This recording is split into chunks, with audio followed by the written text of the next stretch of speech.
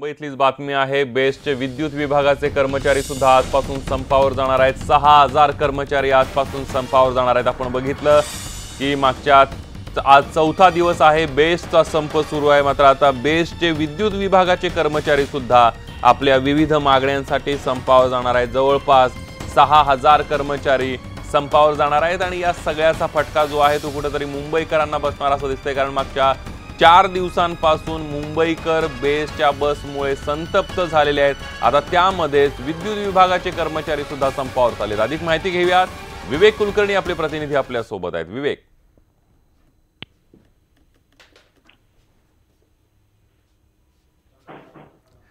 ते गेल्या 3 दिवसांपासून आजचा चौथा दिवस आहे त्यांचा संप सुरू आहे आणि त्याच्यात आता बेस्टचे विद्युत विभागाचे कर्मचारी देखील सहभागी होणार असल्याची माहिती मिळते।